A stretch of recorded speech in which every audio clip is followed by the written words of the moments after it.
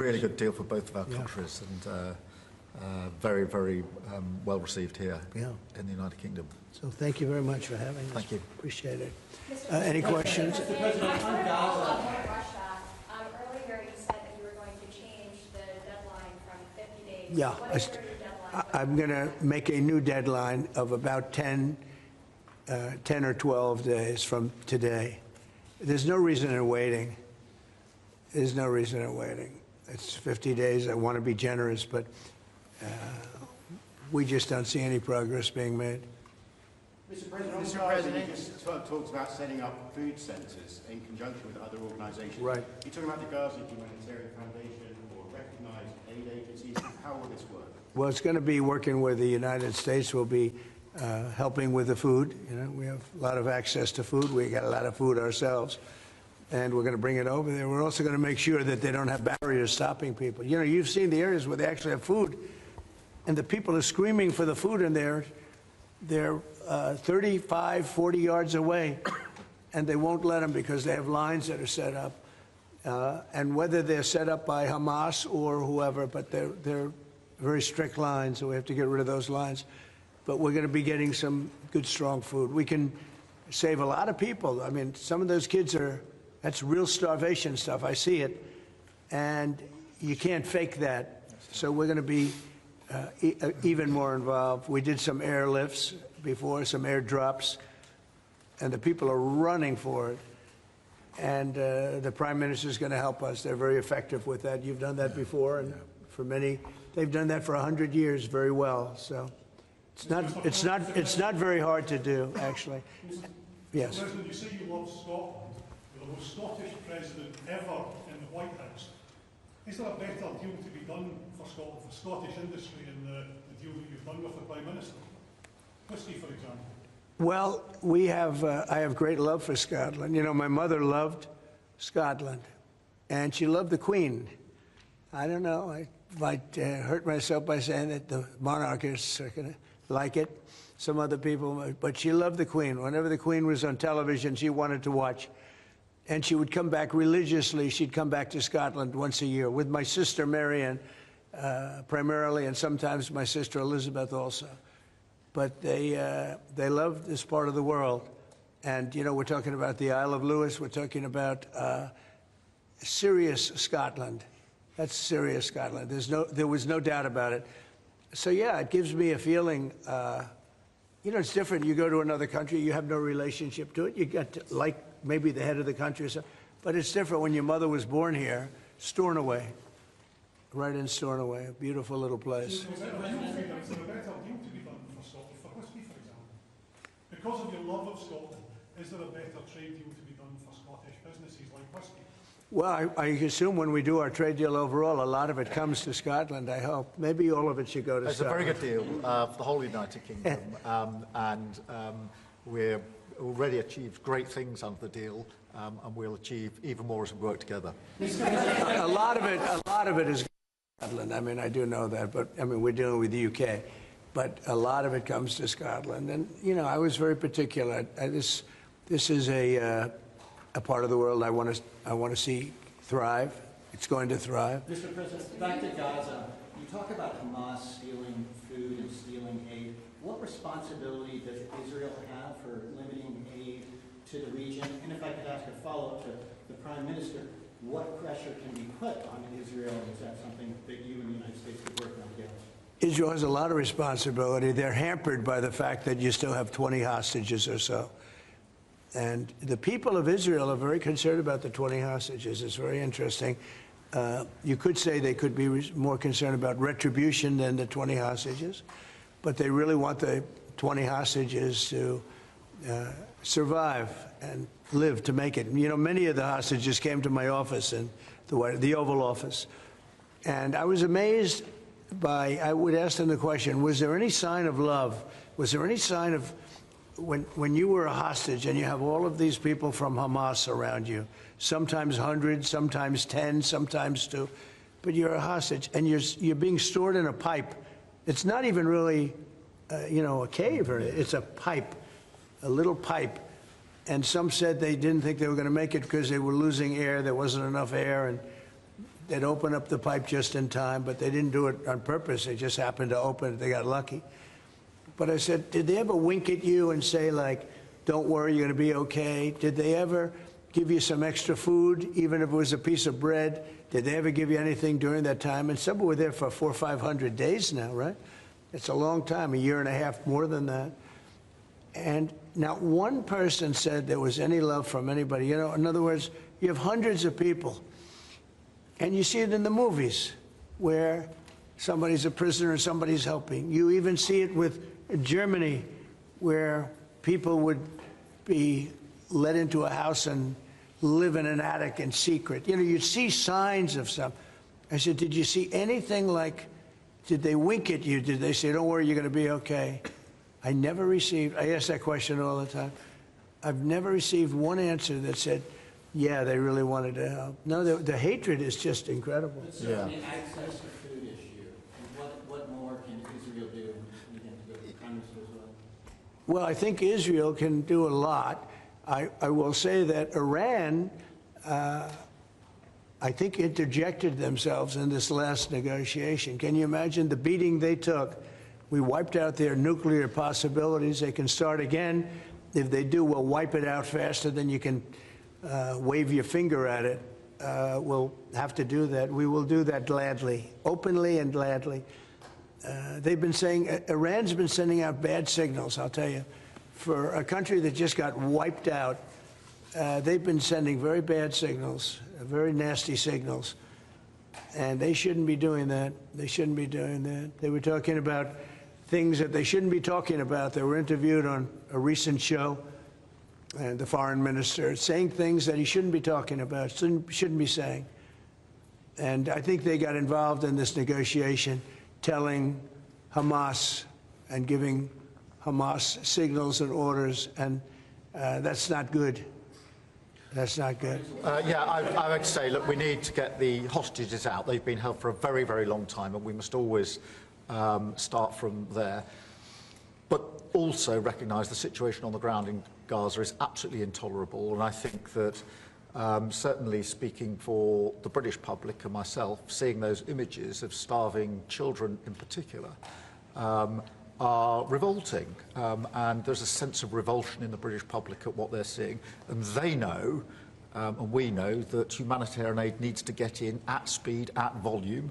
Yes, some can be airdropped, and we're working with others, with the US, with Jordan, on that, but the trucks need to get in, because that's the only way you can get the volume in, and we do thank the President for the work he's done to try to get to a ceasefire, which we desperately need, but also to put aid in to the region. There needs to be much more of that. We need to galvanise other countries in support of getting that aid in. And yes, that does involve putting pressure on Israel, because this is a humanitarian catastrophe now.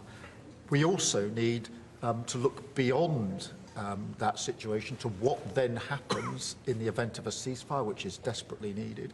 And that's why I'm really pleased that we're having a discussion about what a peace plan would look like after that, the component parts of that. And we have to be really clear at this point that Hamas can play absolutely no part in any future governance in Palestine and and in Gaza. And it's really important that we're clear about what triggered this, who took the hostages, and calling out Hamas for what they are, which is a terrorist organisation. But I think today the focus has to be on getting that humanitarian aid in. Will the UK avoid your pharmaceutical tariffs, and will it happen before August the 1st? Well, we'll be announcing on pharmaceuticals sometime in the very near future. We have a very big plan on pharmaceuticals. We want to bring a lot of the pharmaceuticals back to America, where they should be. If you look at COVID, it sort of taught us a lesson. We were getting our pharmaceuticals from other countries. We almost didn't make any. We used to make them ourselves, and we're going to want to be making a lot of them ourselves, all of them in a sense. But you also have a good pharmaceutical business. We'll be dealing with you on pharmaceuticals also. And we certainly feel a lot better with your country working on pharmaceuticals for America than some of the other countries that were with the relationship we have. You would not use that as a cudgel. You wouldn't be using it as a block. But we're going to be announcing sometime very soon, I think, pharmaceuticals are our whole thing. And the companies know. And drug prices are going to be coming down very substantially in the U.S., very, very substantially. And that'll happen very soon. Mr. President, we can all sense your frustration. No, go ahead. Vladimir Putin. Hold it. We can all sense your frustration with Vladimir Putin. Yeah. Do you think he's been lying to you about his intentions in Ukraine? Well, I don't want to use the word lying. All I know is we'd have a good talk, and it seemed on, let's say, 3 occasions, it seemed that we were going to have a ceasefire and maybe peace, and you divide it up and you do whatever you have to do, that obviously to get to the end. And all of a sudden, missiles are flying into Kiev and other places. And I say, what's that all about? I spoke to him 3-4 hours ago, and it looked like we were on our way, and then I'd say, forget it, and I'm not going to talk anymore. You know, this has happened on too many occasions, and I don't like it. I don't like it. How successful social media sites? There are new powers here to censor your site, states mandate. To censor my site? To censor your site. You mean Truth? And Facebook. Truth Social? I mean Truth. Is that okay? Well, I don't think he's going to censor my site because I say only good things. Will you please uncensor my site? Yeah, we're not censoring anyone. We've got some measures which are there to protect children, in particular from sites like suicide sites. We've had too many cases in the United Kingdom of young children taking their own lives, and when you look through their social media, they've been accessing sites which talk about suicide and encouraging, if you like, children down that road, and that is what we want to stop. Nothing about censoring free speech. But this country is the proud free speech in this country has been for a very long time. We're very, very proud of it. We will protect it forever. But at the same time, I personally feel very strongly that we should protect our young teenagers, and that's what it usually is, from things like suicide sites. I don't see that as a free speech issue. I see that as a child protection issue. We actually passed a bill in Congress, headed up by my wife, actually, which was to pull bad stuff out having to do with children, because it is a problem. But I cannot imagine him censoring Truth Social. That's more of a very political, and it's been a very big success. Not going to happen. And I only say good things about him and his country, so they say to me, you're making a mistake. I'm going to give my ambassador the job, make sure it's not censored. It's not happening. I had not heard that. You're a big investor in this area, Mr. President. Say it? You're a big investor in this area. To put it mildly. Like this ballroom that we built from scratch. Do you worry, though, about the risk of increased taxes here? Will that stop them investing? And do you have a message last night on the soccer to the English Lionesses who won the European trophy? So I think that I have a theory that low taxes bring growth. We just passed a big tax cut bill, the biggest bill in the history of our country, actually. And one big, beautiful bill. I used to call it the great one big, beautiful. We took the word great out. But it's actually called the One Big Beautiful Bill. It's essentially a very large tax cut bill for everybody. And our country's, pretty soon, I think I can say it right now, our country has never done better. We had a country that was dead. It was dead 6 months ago, a year ago.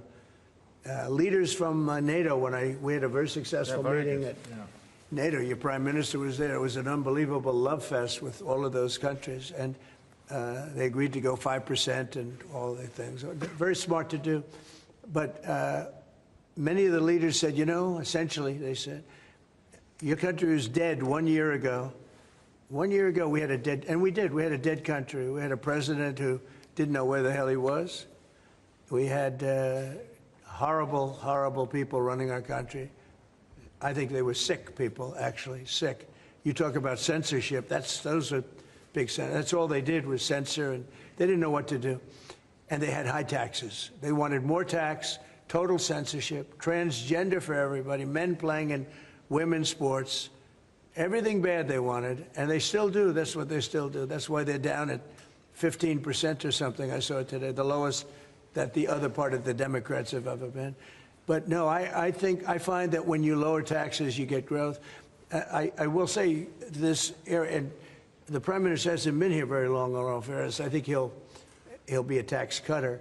But I find that as we cut taxes, we did more business. You know, in my first tax bill, we cut taxes from 39% down to 22%. And we ended up at the end of the first year, when it was still a little raw, we ended up taking in much more revenue than we did at 39%. It was pretty amazing. And we're taking in a lot of revenue right now, and this was an additional tax cut. So I find, for whatever it's worth, tax cuts are very good. Russia moved up the deadline. It's now 10 or 12 days. Is the sanction the same, that you're going to slap 100% tariff on anybody who does business with Russia? So what I'm doing is we're going to do secondary sanctions, unless we make a deal. And we might make a deal. I don't know. You don't know. It's...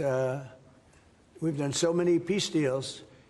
This is the one I started out with, and you know, I know President Putin called me. He wanted to know if I could help him with Iran. I said, no, I don't need your help with Iran. I need your help with Russia. And so that's the one deal that continues to linger. And you know, we're losing 5,000. They're losing. I'm not losing. You're not losing. But 5,000 Russian and Ukrainian kids a week are dying. And that's not mentioning the people that are dying also in towns where, you know, he's lobbing missiles into certain towns like Kiev. And he's got to make a deal. It's too many people are dying. It's a really bloody war. And the 5 now, they're really telling me that number is obsolete. It's like 7. That's terrible. So you have 7,000 Russian and Ukrainian soldiers dying every single week for no reason whatsoever. So you would think, based on common sense, you would think he'd want to make a deal. We'll find out. No communication with Israel publicly? Have you had any other Ukraine channels conversations with the Russians reiterating this? In what? Reiterating this new pressure and deadline. Yeah, well, we're going to have I mean, well, you're the press. I'm reiterating it to you. Yeah, I'd say 10 to 12 days. I'll announce it probably tonight or tomorrow. But there's no reason to wait. If you know what the answer is going to be, why wait? And it would be sanctions and maybe tariffs, secondary tariffs. You know what a secondary tariff is. And look, the Russian economy, I don't want to do that to Russia. I love the Russian people. They're great people. I don't want to do that to Russia. But this thing, they're losing a lot of Russians. They've lost 1 million Russians. And that's the, you know, sons. That's the sons and daughters of Russian families. They leave the house, they go, bye mom, bye dad, and then they get blown away. And Ukrainian too. Look at Ukraine. It's a disaster what's happened there. But it continues to go on. As you know, we made a deal where the European Union is essentially involved, but it's NATO, and we're supplying weapons to NATO. NATO's now paying because the United States, because of Biden's in for $350 billion, the European nations are in for about $100 billion. Should be the opposite way, by the way, because we have a big ocean in between. Should be the opposite way. But I think that eventually something's going to happen. It should happen fast. So many people are dying. You know, when I settled out with Congo and Rwanda, they lost almost 8 million people. And it just made so much sense. And if I didn't get involved, they wouldn't have done it. They weren't even thinking about settling it. It was just going on forever. And nobody could go into those territories because they'd get killed. They'd get killed. And now they have I hear it's a whole different ballgame. We settled it. This is one that should be settled. Russia, Ukraine. This is one that really should be settled. Mr. President, Scotland's First Minister has today set out his plans for a second referendum on Scottish independence.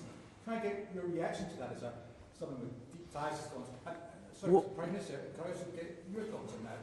If the SNP do win a majority in next year's election, then they have the right to hold a referendum. You know?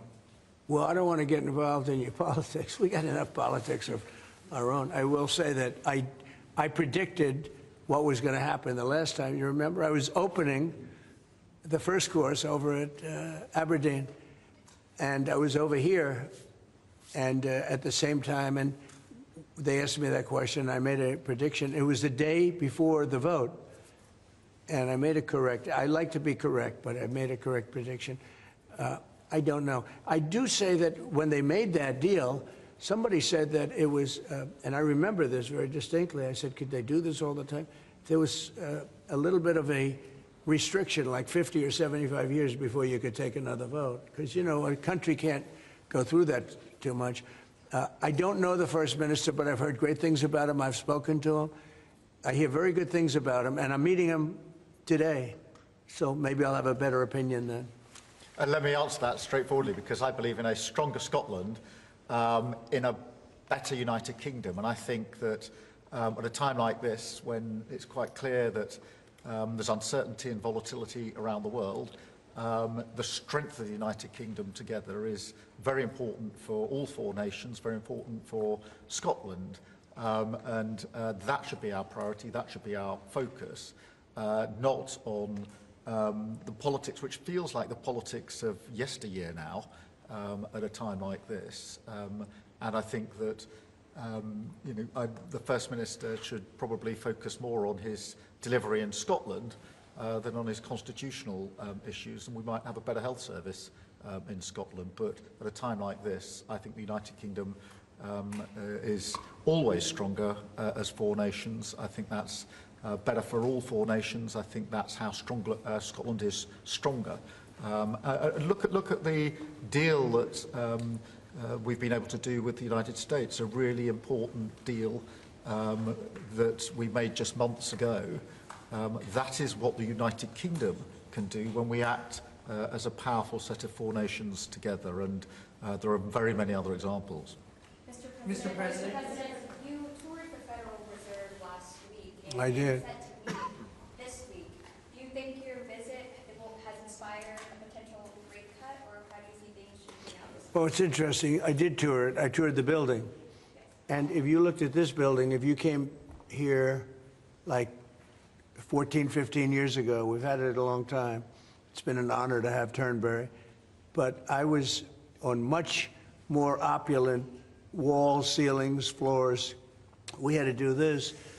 And we did a very great job.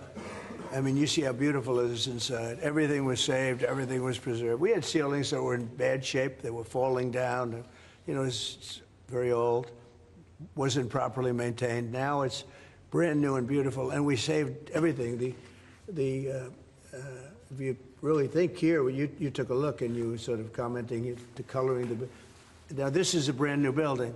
But if you look outside, it's equally opulent and beautiful. And we didn't do that by spending, hundreds of millions of dollars in surrounding a railing underneath an area that you're painting. I mean, I've never seen anything like it. Brand new, beautiful plywood, very expensive, wrapped around a figurine or a railing to preserve it. But you don't have to do that. You can just wrap a cloth, they call it a blanket, and you don't even have to do that if you're careful when you're doing the ceiling. But I don't know what they did. They'd take down a ceiling and put up a new ceiling, and the new ceiling had no opulence to it. Or they'd fix the ceiling. But I would say that all I need is a good plaster and a can of paint. And, they spent $3.9 billion. And I spent a lot of money, too, but it's I'd say 3.8 billion less, meaning I spent probably $100 million making this place incredible. And you were saying a lot of that was local trades. I used local trades. We were looking at the windows, I think, in the next room. I had local trades do a lot of this. We have the most opulent windows next door, and I had a choice. Do I take them out? And, they've suffered through 125 years of storms. You have very big storms in this area. When you have a storm, you have a storm. We do it properly. And they made it, barely, but they were in bad shape. So I had some local people come up, and we looked at them. You have some great craftsmen here, I think is what you're getting at. And they said, sir, honestly, they've had it. We can copy it and do it much better. And they did. If you take a look at the windows in the various dining rooms, they're magnificent. And they're new, and they're much better looking than what was there. Same exact look, other than a much higher quality. And they're local people. I used a lot of your local people. You have really great local tradesmen here. Yes? But do you foresee a rate cut this week? Do you expect? A rate cut, meaning a tax cut? No. Do you expect the Fed to cut rates this week? Oh, I think he has to. You had 11 cuts, you know? In Europe, they had 11 cuts. In other places, they had 10 or 11 cuts. And we had none, but I'm not going to say anything bad. You know, we're doing so well, even without the rate cut. With the rate cut, it would be better. It affects our housing a little bit. Look, we should be 3 points lower. Each point is $360 billion. Can you imagine that? That's big numbers. Each point, 1 point of cut, is the equivalent of $360 billion in savings. That's big stuff, you know. Those are big numbers in the U.S. Everything's big. He should cut. A smart person would cut. You know, he leaves very soon, so it's like one of those things. But I'll miss him greatly. I'll miss him. Turnberry, if I may, have you or will you enlist the Prime Minister in your effort to bring the open back to Turnberry? And Prime Minister, you described this beautiful course. Do you agree with the President that it's time to bring the open back to Turnberry? Well, as you know, that's not a matter directly for me. That's for the sporting authorities. But look, I mean, it is the first time I've been here.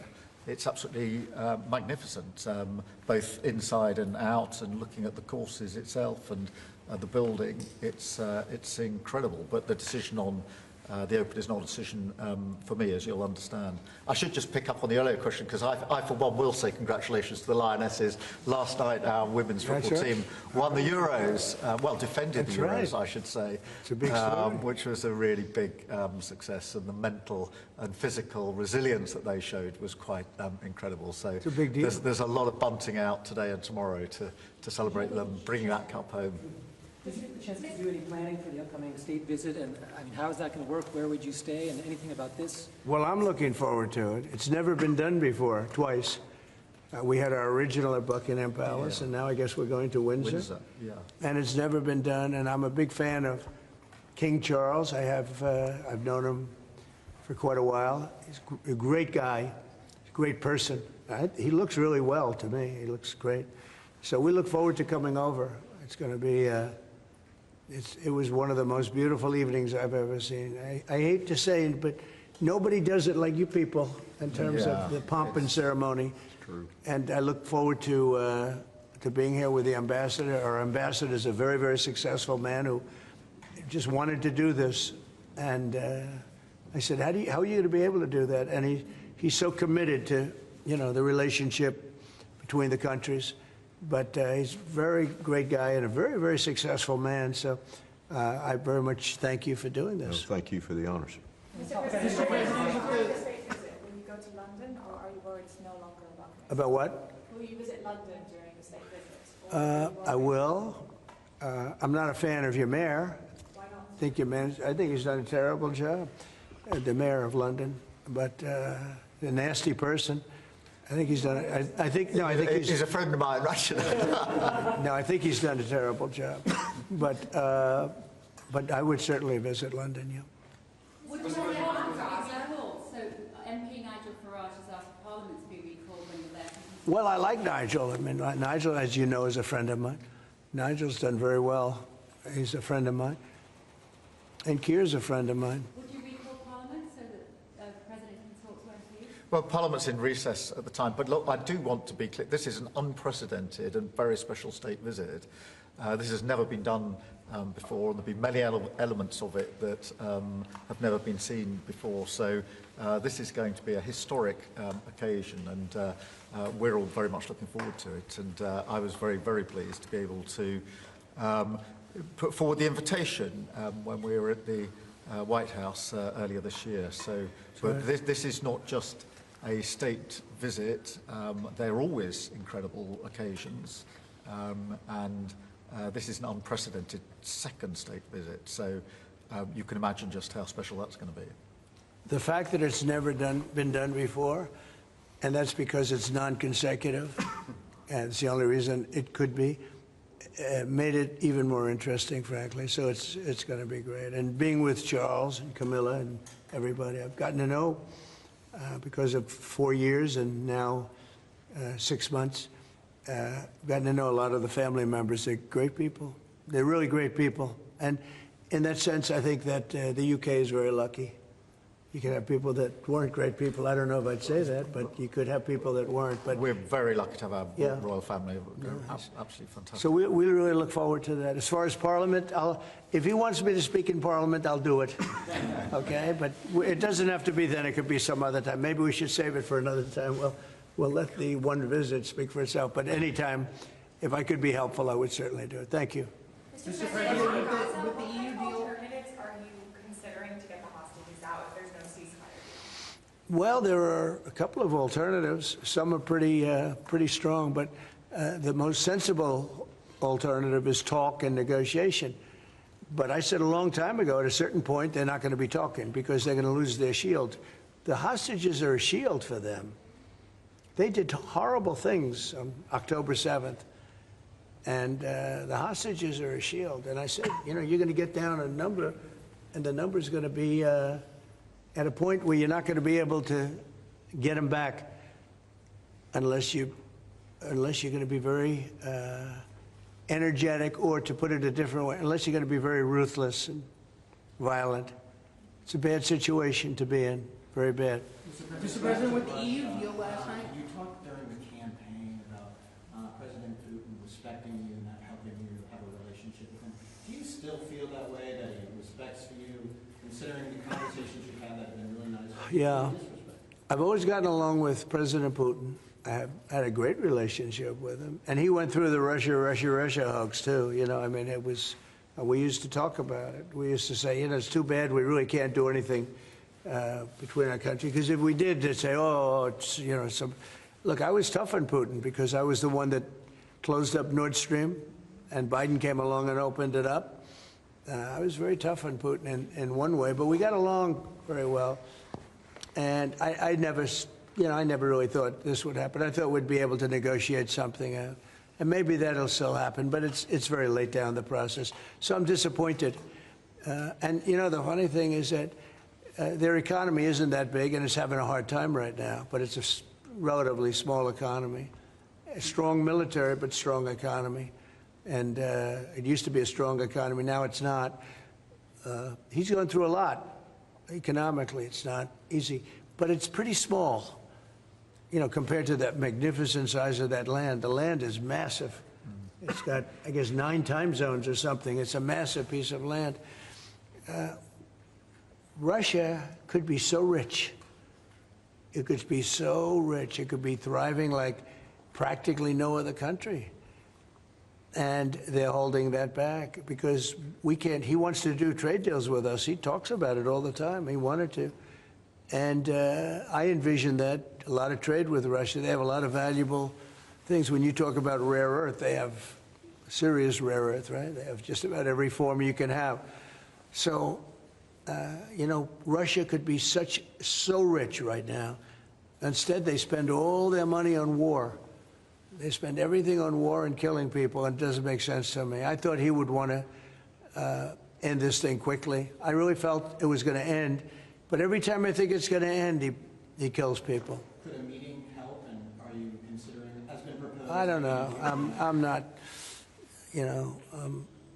I'm not so interested in talking anymore. He talks. We have such nice conversations, such respectful and nice conversations, and then people die the following night with a missile going into a town and hitting. I mean, recently, I guess, the nursing home, but they hit other things. Whatever they hit, people die. So, I don't know. We'll see what happens. We've just had a sense of your differences in political persuasion when Nigel Farage and Sadiq Khan came up in conversation. I wonder if you have any advice, either of you, for a very divided, polarized world on how you make your relationship. Not differences, yeah. It's not differences. I happen to like both men. I like this man a lot, and I like Nigel. And, I don't know the politics over here. I don't know where they stand. I would say one is slightly liberal, not that liberal, slightly, and the other one is slightly conservative. But they're both good men. Mr. President, Well, look, I mean, we like each other, we respect each other, we get on, and we both got a great love of our countries, of our families, and therefore there's a huge amount that we have already achieved actually together and will achieve as we go forward, leading our respective countries, and of course the relationship between our countries. Donald, we were talking about this morning, that whether it's defence, security, intelligence sharing, it's a close historic relationship. We have fought together in the past. We've always stood together. And I, for one, am very pleased that we've got such a good personal relationship between us. And I think it just shows that even if you come from different political perspectives, different backgrounds, actually there's a huge amount of common ground when it comes to what is in the best interests of our two great countries, and they are two great countries. And I think that because we focus on what's best for our countries, we get along very well, and I'm very pleased that that's the case.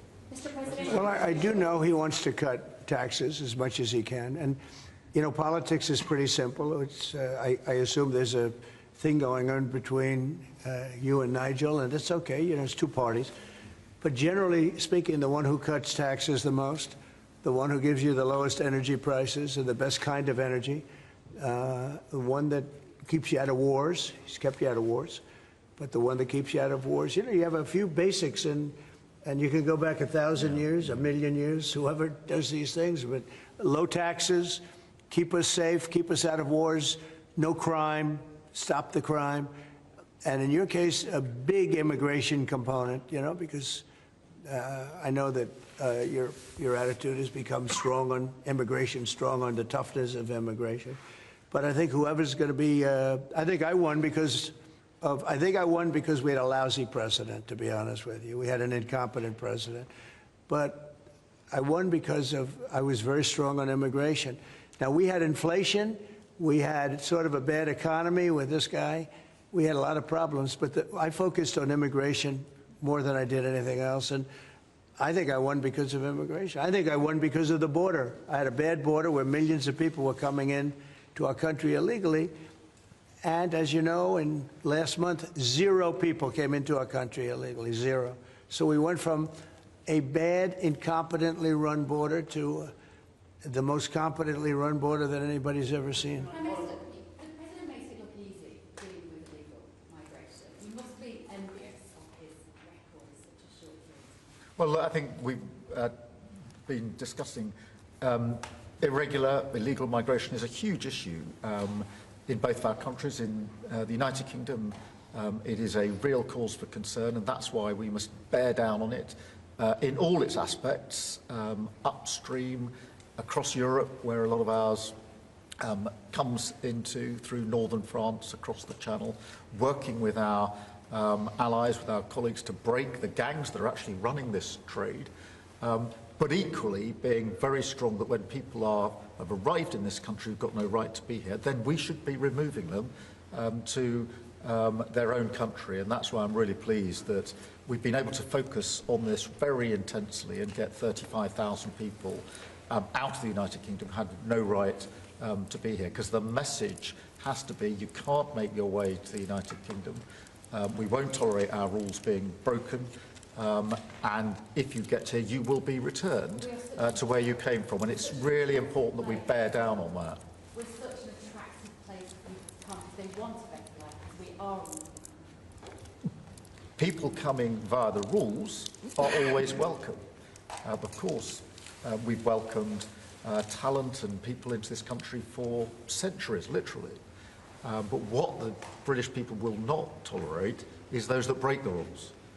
Those that come through irregular routes, and that's the really important distinction here, and that's what we're bearing down on. And I'm really pleased that we're through pretty well all of the international engagement I've done, all the meetings I've had, the country we've done deals with. We've done deals with countries in the last 12 months that many people thought it was not possible to do deal with when it came to immigration, irregular immigration, and we returned thousands of people who've got no right to be here. And that, I think, is, for the British people, we're a reasonable, tolerant country where people are coming lawfully to contribute to our communities, to our country. Then, of course, they're welcome and have made a great contribution. But what people will not tolerate is those that are breaking the rules. And that is an issue of today, but it's a very British thing. We are people who respect rules. We don't approve of those that break rules. I can say, though, that I had one of the greatest victories, they say the most consequential in 129 years, so I don't know about that, but it was pretty close. And we won all of the swing states, which never happens. We won the popular vote by millions of votes. We won, you know, tremendous electoral college sweep. And I believe I did it more than anything else because of my strong stand on immigration. And I don't think this country is any different in that sense. I think it's a big factor. And it is with a lot of the European countries. Some of the countries have, you know, have lost their way, and they have tremendous crime because of it. I mean, you had countries with no crime that now have tremendous crime. And you know the countries, and I know the countries. And so I think it's a huge factor in any election, not just this election, but in any election. I think the one that's toughest and most competent on immigration is going to win the election. But then you add low taxes and you add the economy. He did a great thing with the economy because a lot of money is going to come in because of the deal that was made. But I think that immigration is now bigger than ever before. Mr. President, your Treasury Secretary is meeting with Chinese trade Right now. Right now. Have you received an update? Do you expect a deal when these talks are over, especially with the August 1st deadline? No, they're meeting right now. And, you know, we have a good relationship with China. But China's tough. And like you're tough, you know, we're all tough, yes. But we're going to see what happens. We just concluded our deal with Japan. It was very good for everybody. We're making, you know, great deals. We're making deals that are good for us, but we want them to be good for everybody. It's important. It's sometimes I'll do something that I shouldn't do because it's not very important for our country, but it's very meaningful for the country on the other side. And I'll let them have that point because it's very important for them. So I don't know, but we've made a lot of deals in the last couple of months. And then ultimately, as you might as well know, we're going to because we have, you know, you have 200 countries, more. But people don't know that. You got a lot of countries. And I wouldn't want to sit down with 200 people and have to deal the way he was calling me all the time. We want this, we got to have that. These are tough negotiators. These are, you know, look, they're smart people, they're tough negotiators. They know what they want. And, but we're going to be setting a tariff for essentially the rest of the world. And that's what they're going to pay if they want to do business in the United States. Because you can't sit down and make 200 deals. But we've made the big ones. We just finished Indonesia. They opened up their country. We just finished Japan. They opened up their country. You know, Japan opened up the country. They were totally closed.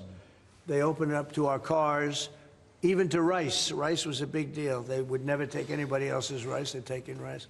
But they opened up their country.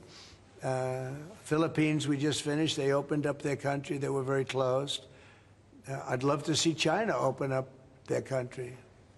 So we're dealing with China right now, as we speak. Yeah, we're dealing with China right now. The deal you've got with the UK is better than the one with the European Union. Is that because you think Brexit was a good idea for this country?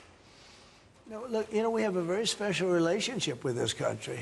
Like, you know, my mother was born here. And not only born here, loved it. She'd come back, I tell you, religiously every year. And she'd go up to Stornoway and see her relatives. But she loved the country. Yeah, it probably has, it always has an impact. Always has an impact. But, you know, Germany has a new leader, and I think he's terrific. I think you like him too. Yeah, I think he's terrific. My father was born in Germany. Or his parents said, we're just out. But, so, you know, you have a lot of feeling for this part of the world. I do. I want to see this part of the world do well. Germany, Scotland, UK. I want this part of the world to do well. All of the nations. You know, you do feel a certain you have a feeling, a warm feeling toward a part when your parents are born essentially here. And I think maybe it's slightly different. Maybe it's not. I don't know. But maybe it's slightly different. Mr. President, if you completely rule out a pardon for Ghislaine Maxwell who landed, is that something you would ever consider and why? Pardon for who? For Ghislaine Maxwell. Well, I'm allowed to give her a pardon, but nobody's approached me with it. Nobody's asked me about it. It's in the news about that aspect of it, but right now it would be inappropriate to talk about it. So, Mr. President, your opposition to offshore wind is well known. In Scotland, wind is a disaster. But in Scotland and across the UK, wind farms. I know, it's a shame. It's not his fault. I used to tell Alex Salmond. Have you spoken to the Prime Minister, and will you speak to the first? Well, all I can do is give my look. Wind is the most expensive form of energy, and it destroys the beauty of your fields and your plains and your waterways. And look out there. There's no windmills, but if you look in another direction, you see windmills. When we go to Aberdeen, you'll see some of the ugliest windmills you've ever seen. They're the height of a 50-story building, and you can take 1,000 times more energy out of a hole in the ground this big. This big. It's called oil and gas. And you have it there, the North Sea. This big, that nobody would even see. You can take 1,000 times more power because the wind is intermittent. It doesn't work. It's extremely expensive. All the windmills are made in China. They used to be Germany and China. Now they're mostly in China. They all come out of China. They say that the blades, which are carbon fiber, you can't bury. Oh, okay, you can't bury. What are you going to do, dump them in the ocean someplace? Because they only last a certain period of time. And remember, a windmill has a life of 8 years, especially when they're out in the salty sea, and they start to rot and to rust. You're going to have to replace them. It's very hard to replace them. Wind needs massive subsidy. And you are paying in Scotland and in UK and all over the place where they have massive subsidies to have these ugly monsters all over the place. So I've restricted windmills in the United States. Now, a couple, we have, you know, the poor, stupid people at the beginning, they approved them, so they have their full approvals. But I've restricted windmills in the United States because they also kill all your birds. You know, they wipe out. You know, it's interesting. If you shoot a bald eagle in the United States, they put you in jail for 5 years. And yet windmills knock out hundreds of them. They don't do anything. You explained that. So it's a very expensive energy. It's a very ugly energy, and we won't allow it in the United States. So we believe in a mix, and obviously oil and gas is going to be with us for a very long time, and that'll be part of the mix. But also wind, solar, increasingly nuclear, which is what we've been discussing this morning, civil nuclear as we go forward. The most important thing for the United Kingdom is that we have control of our energy, and we have energy independence and security, because at the moment, whatever the attributes and facilities in the North Sea, that is sold onto the international market. We buy it back off the international market. That was a historic mistake in my view. But what we need is a mix so that we get the energy security that we need for the future, and that's the focus of everything that we're doing. But what we have discussed today is that the energy prices are too high, which is why we recently took measures to reduce the energy prices, particularly for energy-intensive businesses. But in the long run, the only way to reduce your energy prices is to take control of your energy, and that's what we're doing, taking control of our energy. Mr. President, our King Charles, who you are a great friend of, is a big fan of eco-projects, windmills, as you call them. Is he wrong? So King Charles is an environmentalist, I will tell you. And I say that in a positive way, not a negative way. And every time I've met with him, he talked about the environment, how important it is. And I'm all for it. I think that's great, you know. King Charles, more than anything else, loves the country. But I got to know him very well. He truly is an environmentalist. He wants clean air, clean water, you know, all of the things that we all want. Mr. President, you have said that you have not been briefed on the Epstein files, or your name has not appeared in the Epstein files. but doesn't the AG have to tell you if your name is... Well, I haven't been overly interested in it. You know, it's a hoax that's been built up way beyond proportion. I can say this, those files were run by the worst scum on earth. They were run by Comey, they were run by Garland, they were run by Biden and all of the people that actually ran the government, including the auto pen. Those files were run for 4 years by those people. If they had anything, I assume they would have released it. The whole thing is a hoax. They ran the files. I was running against somebody that ran the files. If they had something, they would have released. Now, they can easily put something in the files that's a phony. Like, as an example, Christopher Steele, a person you know well, happens to be from your country. But Christopher Steele, as an example, wrote a book, a dossier. We call it the fake news dossier. And the whole thing was a fake. The whole thing was a fake. They can put things in the file that are fake. But those files were run by bad, sick people. If they had anything, why didn't they use it when I was killing Joe and then he gave out because he was 25 points down? And then I got somebody new. Nobody even knew anything about her. She was a horrible vice president. She was a border czar, but she never went to the border. She never once called a border patrol agent to find out how we're doing, but she was the border czar. Her name was Kamala. Nobody knows her last name. It was Harris, but nobody knew her last name. So I ended up, how would you like to end up in a race where you're killing somebody, you're beating him, and then they say, all right, we'll take him out. He's not working. Let's put somebody else. And then she had a 6-week honeymoon. It was amazing. They predicted she will have a 6-week honeymoon, and she did. And then she got slaughtered. But think of it. Those files were run by these people. They were run by my enemy. If there was anything in there, they would have used them for the election. Yeah. Do you think that drawing, I think I heard you say something the other day, that the drawing that was the subject of the Wall Street Journal report. I don't do drawings. I'm not a drawing person. Do you think it was fraudulent? I don't do drawings. Sometimes people say, would you draw a building? And I'll draw 4 lines and a little roof, you know, for charity stuff. But I'm not a drawing person. I don't do drawings of women, that I can tell you. They say there's a drawing of a woman, and I don't do drawings of women. And also, you know, Epstein was always a very controversial guy.